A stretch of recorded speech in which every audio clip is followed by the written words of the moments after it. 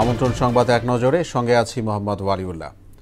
কেন্দ্রীয় শহীদ মিনারে চলছে মার্চ ফর ইউনিটি কর্মসূচি। সকাল থেকে যেখানে জড়ো হতে থাকেন জুলাই আগস্ট অভ্যুত্থানের নেতাকর্মীরা, সংগঠন, বৈষম্য বিরোধী ছাত্র আন্দোলন নেতাকর্মীরা। জুলাই বিপ্লবের ঘোষণাপত্র কেমন হবে তার একটি রূপরেখা উঠে আসবে কর্মসূচি থেকে। সংগঠনের নেতারা জানিয়েছেন এই ঘোষণাপত্র জাতিকে ঐক্যবদ্ধ করবে। নোবেল বিজয়ী যুক্তরাষ্ট্রের সাবেক প্রেসিডেন্ট জিমি কার্টারের প্রতি শ্রদ্ধা জানিয়েছেন প্রধান উপদেষ্টা ডক্টর মোহাম্মদ ইউনূস। রাজধানীর বারিধারায় মার্কিন দূতাবাসে প্রধান উপদেষ্টা জিমি কার্টারের প্রতিকৃতিতে ফুল দিয়ে শ্রদ্ধা জানান তিনি। প্রধান উপদেষ্টা এই সময় বলেন, জিমি কার্টার ছিলেন বাংলাদেশের একজন প্রকৃত বন্ধু।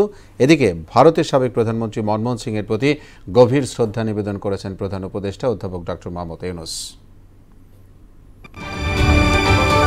31st নাইট কেন্দ্র করে কোনো ধরনের নিরাপত্তা ঝুঁকি নেই, তারপরও নগরবাসীকে স্বস্তি দিতে পুরো রাজধানীতে বাড়তি নিরাপত্তা ব্যবস্থা নিয়েছে পুলিশ। সকালে এক ব্রিফিংয়ে কথা জানিয়েছেন ডিএমপি কমিশনার শেখ মোহাম্মদ সাজ্জাদ আলী। পটকা ও আতশবাজি ছাড়া উৎসব পালনে সবার প্রতি আহ্বান জানান ডিএমপি কমিশনার।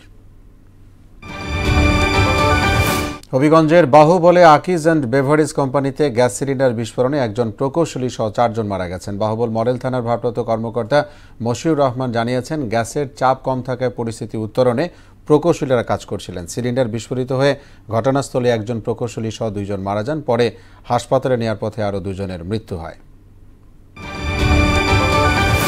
সীমান্তে বিজিবিকে পিঠ প্রদর্শন না করার আহ্বান জানিয়েছেন স্বরাষ্ট্র উপদেষ্টা জাহাঙ্গীর আলম চৌধুরী। চট্টগ্রামের সাতকানিয়ায় বিজিবির একটি প্রশিক্ষণ প্রতিষ্ঠানের সমাপনী কুচকাওয়াজে এমন আহ্বান জানান তিনি।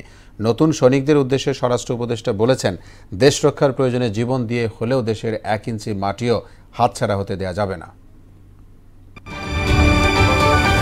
আফ্রিকার দেশ ইথিওপিয়ায় সড়ক দুর্ঘটনায় মৃতের সংখ্যা বেড়ে 71 জনে উন্নীত হয়েছে। এদিকে ইসরায়েলি বর্বরতায় গাজায় আরও 27 ফিলিস্তিনি নিহত হয়। এ নিয়ে 45,500 ছাড়িয়েছে প্রাণহানি।